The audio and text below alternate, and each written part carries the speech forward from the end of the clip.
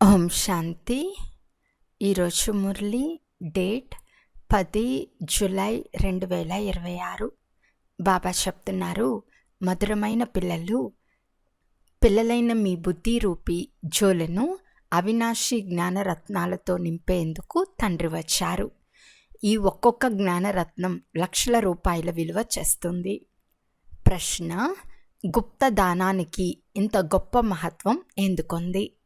జవాబు: ఎందుకంటే ఇప్పుడు తండ్రి మీకు గుప్తంగా జ్ఞానరత్నాలను దానం చేస్తున్నారు. ఇది ప్రపంచానికి తెలియదు. పిల్లలైన మీరు ఈ జ్ఞానరత్నాలను ఇతరులకు దానం చేయటం ద్వారా విశ్వ సామ్రాజ్యాన్ని తీసుకుంటారు. ఇది కూడా గుప్తమైనది. ఏ యుద్ధమూ లేదు, ఏ తుపాకులు మొదలైనవేవీ లేవు, ఏ ఖర్చు లేదు. గుప్తంగా తండ్రి మీకు రాజ్యాన్ని దానంగా ఇచ్చారు. కనుక గుప్త దానానికి చాలా మహత్వం ఉంది. డబల్ ఓం శాంతి. ఒకటేమో శివబాబా అంటారు, మరొకటి బ్రహ్మదాత అంటారు. ఇరువురి స్వధర్మం శాంతి మరియు ఇరువురు శాంతిధామ నివాసులే. మీరు కూడా శాంతిధామ నివాసులే. నిరాకార దేశంలో నివసించేవారు సాకార దేశంలో పాత్రను అభినయించేందుకు వచ్చారు. ఎందుకంటే ఇది డ్రామా కదా. డ్రామా ఆది మధ్యాంతాల జ్ఞానం పైనుండి క్రింద వరకు పిల్లలైన మీ బుద్ధిలో నిండి ఉంది. సర్వోన్నతమైన వారు భగవంతుడు, వారి జతలో పిల్లలు కూడా ఉన్నారు. ఈ విషయాలను బాగా అర్థం చేసుకోండి. మీలో తప్ప వేరెవ్వరిలో ఈ జ్ఞానం లేదు. మీరు ఈశ్వర్య పాఠశాలలో చదువుతున్నారు. భగవాను వాచ, భగవంతుడు ఒక్కరే. 10-20 మంది భగవంతుడు లేరు. ఎన్ని ధర్మాలు వారున్నారో, అందులో ఎంతమంది ఆత్మలున్నారో, వారి ఆత్మలందరికీ తండ్రి ఒక్కరే. ఆ తండ్రే సృష్టిని రచిస్తారు. అప్పుడు ప్రజాపిత బ్రహ్మ అని అంటారు. శివుణ్ణి ప్రజాపిత అని అన్నారు. ప్రజలైతే జనన మరణాల్లో వస్తారు. ఆత్మ సంస్కారానుసారం జనన మరణాల్లోకి వస్తుంది. తర్వాత ప్రజాపిత బ్రహ్మ కావాలి. పరంపిత పరమాత్మ ప్రజాపిత బ్రహ్మ ద్వారా రచన రచిస్తారని మహిమ చేయబడింది. ఓ పతిత పావన రండి అని వారిని పిలుస్తారు. ఎప్పుడైతే ప్రపంచం పతితంగా అయిపోతుందో, దాని అంతిమ సమయం వస్తుందో, అప్పుడే పతితుల నుండి పావనంగా చేసేందుకు తండ్రి వస్తారు. బాబా ఒక్కసారి మాత్రమే వస్తారని, ఇంకెప్పుడూ రారని మీరు తెలుసుకున్నారు. ఇప్పుడు మీకు పూర్తి జ్ఞానమంతా లభించింది. మీరు డ్రామాలోని పాత్రధారులు కదా. డ్రామాలోని పాత్రధారులున్న తర్వాత ఎవరి పాత్ర ఏమిటో అని అందరి పాత్ర గురించి వివరాలు తప్పకుండా తెలిసి ఉండాలి. అది చిన్న హద్దులోని నాటకం. దాన్ని గురించి అందరికీ తెలుస్తుంది. మీరు కూడా చూసి వస్తారు. అవసరమైతే రాయగలరు, గుర్తు కూడా ఉంచుకోగలరు. అది చిన్నదిగా ఉంటుంది. ఇది చాలా పెద్ద అనంతమైన డ్రామా. దీన్ని మీరు సత్యుగం నుండి కలియుగాంతం వరకు తెలుసుకున్నారు. మాకు బేహద్దు తండ్రి ద్వారా అనంతమైన ఆస్తి లభించిందని ఇప్పుడు పిల్లలైన మీకు తెలుసు. హద్దులోని తండ్రి నుండి హద్దులోని ఆస్తి లభిస్తుంది. ఎవరు రాజులై ఉంటారో వారు వెనకటి జన్మలో దానపుణ్యాలు మొదలైనవి చేయటం ద్వారా ఒక జన్మకు రాజులవుతారని బాబా అర్థం చేయించారు. అలాగని వారు మరుసటి జన్మలో కూడా రాజులుగా అవుతారని కాదు. మీరు ఎవరైతే సత్యుగంలో రాజులు మహారాజులుగా ఉండేవారో, మా రాజ్యం వెళ్ళిపోతుందని భావించకండి. ఎప్పుడు భక్తి మార్గం ప్రారంభమవుతుందో అప్పుడు కూడా మీరు ఎక్కువ దాన పుణ్యాలు చేస్తారు. కనుక అప్పుడు కూడా రాజ్యం ఉంటుంది, కానీ వికారీ రాజులుగా ఉంటారు. పూజ్యులుగా ఉన్న మీరే మళ్ళీ పూజారులుగా అయ్యారు. అది అల్పకాల సుఖం. దుఃఖం కేవలం ఇప్పుడు మాత్రమే ఉంటుంది. ఇప్పుడు ఇంతటి తమో ప్రధానతలో కూడా మీకు సుఖం ఉంది. ఎలాంటి యుద్ధము పోట్లాట్ల మాటే లేదు. అది తర్వాత జరుగుతుంది. ఎప్పుడైతే మనుషులు లక్షల సంఖ్యలో అవుతారో అప్పుడు యుద్ధం మొదలైనవి ప్రారంభమవుతాయి. పిల్లలైన మీకు సత్య త్రేతా ద్వాపర యుగాల్లో కూడా సుఖం ఉంటుంది. ఎప్పుడు తమో ప్రధానత ప్రారంభమవుతుందో అప్పుడు కొద్దిగా దుఃఖం ఉంటుంది. ఇప్పుడైతే అందరూ తమో ప్రధానంగా ఉన్నారు. బాబా చెప్తారు, ఇది సంపూర్ణ తమోప్రధాన ప్రపంచం. ఇది బేహద్ డ్రామా. దీని నుండి ఎవరూ తప్పించుకోలేరని మీకు తెలుసు. మనుషులు ఎప్పుడైతే దుఃఖాలతో విసిగిపోతారో అప్పుడు ఓ భగవంతుడా, ఇలాంటి ఆటను ఎందుకు రచించారని అంటారు. ఒకవేళ భగవంతుడు రచించకుండా ఉంటే ప్రపంచమే ఉండదు, ఏమీ ఉండేది కాదు. రచయిత మరియు రచన ఉన్నారు కదా, వారి వివరణ గురించి కూడా ఉంది. సత్యుగం నుండి కలియుగం అంతమయ్యేందుకు ఇక కొద్ది రోజులే మిగిలి ఉన్నాయి. మీరు ప్రాక్టికల్గా చూస్తారు. ఆ దృశ్యాలు ముందే చూపించారు. 5000 సంవత్సరాల చక్రం పూర్తి అయ్యేందుకు ఇక కొద్ది సమయం మాత్రమే మిగిలి ఉంది. ఆ మిగిలి ఉన్న దాన్ని ఇప్పుడే చూపించరు కదా. ఎప్పుడు జరుగుతుందో అప్పుడు దాన్ని కూడా సాక్షిగా ఉండి చూడాలి. ఏదైతే జరుగుతుందో అది కల్ప క్రితం వలె జరుగుతుంది. అందుకు ఏర్పాట్లు జరుగుతూ ఉండటం చూస్తూనే ఉన్నారు. వినాశనం తప్పకుండా జరుగుతుంది. అన్నిటికీ ఏర్పాట్లు జరుగుతున్నాయి. అది డ్రామాలో మొదటే నిర్ణయింపబడింది. వినాశనం తప్పకుండా జరుగుతుంది. తమోప్రధానమైన మీ ఆత్మలను కూడా ఇక్కడే సతోప్రధానంగా చేసుకోవాలని బాబా పిల్లలైన మీకు అర్థం చేయిస్తున్నారు. దీన్ని మీరిప్పుడు అర్థం చేసుకున్నారు. తండ్రి గుప్తంగా వస్తారు. గుప్తంగానే మీకు జ్ఞానాన్ని ఇస్తున్నారు. దీన్ని గురించి ప్రపంచంలో ఎవరికీ తెలియదు. గుప్తంగా మీరు విశ్వరాజ్యాన్ని తీసుకుంటారు. ఏ శబ్దము ఉండదు. సంపూర్ణ గుప్త దానం అని అంటారు కదా. బాబా వచ్చి పిల్లలకు అవినాశి జ్ఞానరత్నాలను గుప్తంగా దానం చేస్తారు. బాబా కూడా ఎంత గుప్తంగా ఉన్నారు అంటే వారిని గురించి ఎవరికీ తెలియదు. వీరినంతా కుమారీలని ఎందుకు పిలుస్తారో, వీరంతా ఎక్కడికి వెళ్తారో, కుమారీలు ఏం చేస్తారో ఎవ్వరూ అర్థం చేసుకోరు. బాబా ఎంత గుప్తంగా ఉన్నారో మీకు తెలుసు. మిమ్మల్ని గుప్తంగా విశ్వాధికారులుగా చేస్తారు. ఏ యుద్ధము లేదు, ఏ ఫిరంగీలు లేవు, ఏ ఖర్చు లేదు. ఇక్కడ ఒక చిన్న గ్రామాన్ని తీసుకునేందుకు కూడా ఇన్ని గొడవలు, పోట్లాట్లు, మారణ హోమాలు జరుగుతాయి. కనుక తండ్రి వచ్చి గుప్త దానం ఇస్తారు. అవినాశి జ్ఞానరత్నాలతో మీ జోలను సంపన్నంగా చేస్తారు. శివబోలా బండారి జోలను నింపు అని అంటారు. శివబాబా మా జోలను అవినాశి జ్ఞానరత్నాలతో నింపుతున్నారని మీకు తెలుసు. ఒక్కొక్క రత్నం లక్షల రూపాయల విలువైనది. మీరు ఎన్ని రత్నాలను ఇస్తారో, ఎంత దానం చేస్తారో అది కూడా గుప్తమే. దేవతలకు ఎన్నో ఆయుధాలు, భుజాలు మొదలైనవి చూపించారు. వాస్తవానికి అటువంటిదేమీ లేదు. సత్యుగంలో దేవతలకు ఇన్ని భుజాలు మొదలైనవేవి ఉండవు. కలియుగంలో అనేక రకాలైన ఆయుధాలను ఇచ్చారు. వినాశనం కొరకు బాంబులున్నప్పుడు ఇక ఖడ్గాలు, బాణాలు మొదలైనవి ఏం చేస్తారు? వాస్తవానికి అవి జ్ఞాన ఖడ్గం, జ్ఞానకత్తులని మీరంటారు. జ్ఞానాన్ని వారు ఆయుధాలుగా అర్థం చేసుకున్నారని మీరు చెప్తారు. నిజానికి అవేవీ లేవు. మీకు గుప్త దానం లభిస్తుంది. మీరు మళ్ళీ అందరికీ గుప్త దానాన్ని ఇస్తారు. బాబా మనకు శ్రీమతాన్ని ఇస్తున్నారని, శ్రీమతం భగవంతునిదే అని మీకు తెలుసు. మనం నరుని నుండి నారాయణునిగా అయ్యేందుకు వస్తామని మీకు తెలుసు. వారిని సర్వగుణ సంపన్నులు, 16 కళ్ళ సంపూర్ణులు, దైవీ గుణదారులని అంటారు.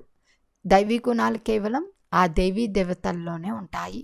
తర్వాత కళలు తగ్గుతూ ఉంటాయి. సంపూర్ణ చంద్రునిలో ప్రకాశం మొదట్లో చాలా బాగుండి తర్వాత తగ్గుతూ తగ్గుతూ చివరికి కేవలం ఒక సన్నని రేఖ మాత్రమే మిగులుతుంది. అంతా అదృశ్యమవ్వదు. రేఖ తప్పకుండా ఉంటుంది. దానినే అమావాస్య అని అంటారు. ఇప్పుడు మీది అనంతమైన విషయం. మీరు 16 కళ సంపూర్ణంగా అవుతారు. కృష్ణుని నోట్లో మాతలు చంద్రుని చూసినట్లుగా చూపిస్తారు. ఇది సాక్షాత్కార విషయం. దీని వివరణ బాబా కూర్చుని ఇస్తారు. ఇప్పుడు మీరు సంపూర్ణంగా అవ్వాలి. మాయా అనే సంపూర్ణ గ్రహణం పట్టి ఉంది. చివరికి ఒక చిన్న రేఖ మిగులుతుంది. మెట్లు దిగుతూ దిగుతూ వచ్చారు. అందరూ మెట్లు దిగాల్సిందే. అప్పుడే అందరూ వాపస్ వెళ్ళవలసి ఉంటుంది. మీరు కూడా ఇప్పుడు కొద్దిమందే ఉన్నారు. నెమ్మది నెమ్మదిగా వృద్ధి అవుతుంది. చదువులో ఎక్కువ మంది పాస్ అవ్వరు. మీ సెంటర్లు కూడా నెమ్మది నెమ్మదిగా వృద్ధి చెందుతాయి. సమయం సమీపానికి వస్తూ ఉంటుంది.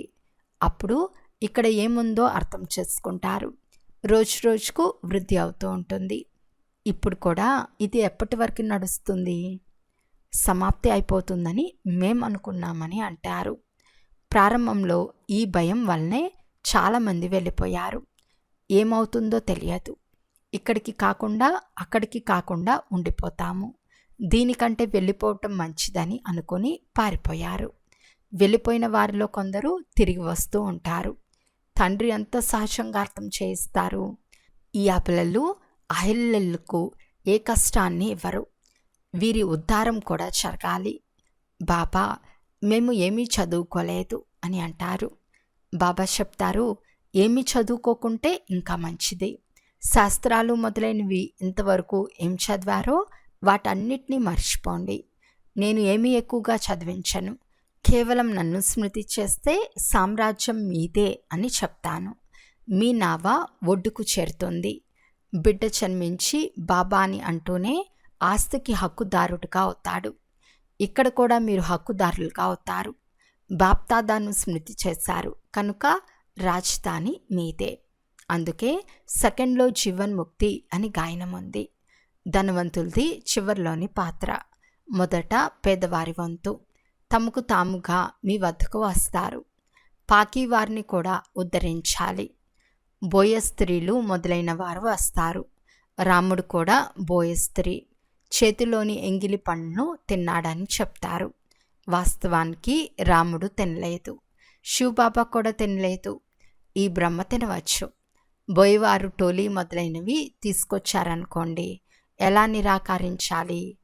బోయ స్త్రీలు, వేశ్యలు తీసుకుని వచ్చినప్పుడు మీరు కూడా తింటారు. నేను తినను, నేను అభోక్తను అని శివబాబా అంటారు. మీ వద్దకు అందరూ వస్తారు. ప్రభుత్వం కూడా వీరిని ఉద్ధరించండి అని సహయోగం చేస్తుంది. మీకు కూడా స్వతహాగా ప్రేరణ లభిస్తుంది. బాబా పేదవారి పెన్నిది కనుక మనం కూడా పేదవారికి తెలియజేస్తామని ప్రేరణ వస్తుంది. బోయ స్త్రీల నుండి కూడా వెలువడతారు. ఇంత పెద్ద వృక్షం ఉంది. ఇందులో ఒక్కరు కూడా దేవీ దేవతా ధర్మం వారు లేరు. ఇతర అన్ని ధర్మాల్లోకి కన్వర్ట్ అయిపోయారు. ఇప్పుడు తండ్రి చెప్తారు, ఎవరు భక్తి చేసేవారై ఉంటారో వారికి అర్థం చేయించండి అంటూ ఎలా కట్టబడుతుందో, బ్రాహ్మణులు ఎలా తయారవుతున్నారో మీరు చూస్తున్నారు. ఎవరు సూర్యవంశీ, చంద్రవంశీ దేవతలుగా అయ్యేవారుంటారో వారే వస్తారు. ఒకసారి విన్నా స్వర్గంలోకి తప్పకుండా వస్తారు. బాబా కాశీ కల్వట్ ఉదాహరణ కూడా తెలిపించారు. వారంతా శివునికి బలి అయ్యేవారు. వారికి కూడా ఏదైనా లభించాలి కదా. మీరు కూడా బలిహారం అవుతారు. రాజ్యం కొరకు పురుషార్థం చేస్తారు. భక్తి మార్గంలో రాజ్యం ఉండదు. వాపస్ ఎవరు వెళ్ళలేరు. కనుక ఏం జరుగుతుందో, వారు ఏ పాపం చేసి ఉన్నారో వాటి శిక్షలను అనుభవించి సమాప్తం చేసుకుంటారు. తర్వాత కొత్తగా జన్మ లభిస్తుంది. కొత్తగా పాపాలు ప్రారంభమవుతాయి. కానీ అందరూ ఇక్కడే ఉండవలసి ఉంటుంది. నెంబర్ 1లో మీరే ఉన్నారు. మీరే 84 జన్మలు తీసుకుంటారు. అందరూ సతో రజో తమోల్లో రావలసి ఉంటుంది. తండ్రి చెప్తారు, ఈ సమయంలో పూర్తి మనుష్య రూపీ వృక్షం శిథిలావస్థలో ఉంది. మనుషులు పూర్తి గాఢ అంధకారంలో కుంభకర్ణుని నిద్రలో నిద్రిస్తున్నారు. కుంభకర్ణుడు ఒక్కడే కాదు, అనేక మంది కుంభకర్ణులు ఉన్నారు. మీరు ఎంత అర్థం చేయించినా విననే వినరు. ఎవరి పాత్ర ఉంటుందో వారు పురుషార్థం చేస్తారు. వారే తల్లిదండ్రుల హృదయాన్ని అధిరోహిస్తారు. సింహాసనాధికారులుగా కూడా వారే అవుతారు. బాబా, మేము పిల్లలను తిట్టవలసి వస్తుంది అని చాలామంది పిల్లలు అడుగుతారు. తండ్రి చెప్తారు, దీనికి అంతా శిక్ష ఏమీ ఉండదు. పతితులైన మమ్మల్ని పావనంగా చేయమని మీరే పిలుస్తారు. కామం మహాశత్రువు అని బాబా కూడా చెప్తారు. క్రోధం శత్రువు అని అనరు. మాతల్లో ఇది అంతగా ఉండదు. పురుషుళ్ళు చాలా గొడవలు చేస్తారు. ఇప్పుడు బాబా మాతలైన మిమ్మల్ని ముందుంచారు. వందే మాతరం. లేకుంటే మీ పతియే గురువు, ఈశ్వరుడు, వారి మతానుసారం నడవాలని మాతలకు చెప్తారు. ముడివేసిన తక్షణం పతితమవుతారు. దీన్ని ఈశ్వరుడు లభించడం అని అంటారా? ఇప్పుడు రామరాజ్య స్థాపన జరుగుతుంది. మిగిలిన వారంతా మరణిస్తూ ఉంటారు. బాబా చెప్తారు, వినాశకాలే విపరీత బుద్ధి, వినాశకాలే ప్రీతి బుద్ధి. మీకు పరంపిత పరమాత్మపై ప్రీతి బుద్ధి ఉంది. శివబాబా ఇతనిలో వస్తారు. మేము ఇతని ద్వారా వింటున్నామని ఆత్మలైన మీకు తెలుసు. ఆత్మ చాలా చిన్న బిందువు. ఇది శివబాబాకు తాత్కాలిక రథం. ఇతని ద్వారా ఈ రుద్రజ్ఞాన యజ్ఞాన్ని రచించారు. ఇది వృద్ధి చెందుతూ ఉంటుంది. పిల్లల ఒక్కొక్క బిందువు ద్వారా చెరువు నిండుతుంది. పిల్లలు తమదంతా సఫలం చేసుకుంటూ ఉంటారు. ఎందుకంటే ఇదంతా మట్టిలో కలిసిపోతుంది. ఏమీ మిగలదని తెలుసు. ఇంతైనా సఫలం అవ్వని అని భావిస్తారు. సుధాముని ఉదాహరణ కూడా ఉంది కదా. పిల్లలు తండ్రికి పిడికుడు బియ్యం లేక 6-8 రూపాయలు పంపిస్తారు. వాహ్ పిల్లలు! తండ్రి అయితే పేదల పెన్నిది కదా. ఇది కూడా డ్రామాల్లో నిర్ణయించబడింది. మళ్ళీ అలాగే జరుగుతుంది. బంధనంలో ఉండేవారు ఉన్నారు. తండ్రి చెప్తారు, మీరు భాగ్యశాలురు, ఎందుకంటే శివబాబా చేయి లభించింది కదా. ఆర్య సమాజం వారు మొదలైన వారందరూ వచ్చే రోజు కూడా వస్తుంది. ఎక్కడికి వెళ్తారు? ముక్తి జీవన్ముక్తులు లభించే దుకాణం ఇదొక్కటే. శిక్షలు అనుభవించి అందరూ ముక్తికి వెళ్ళాలి. ఇది అంతిమ సమయం. అందరూ వాపస్ వెళ్తారు. ఇది ప్రియతముని ఊరేగింపు.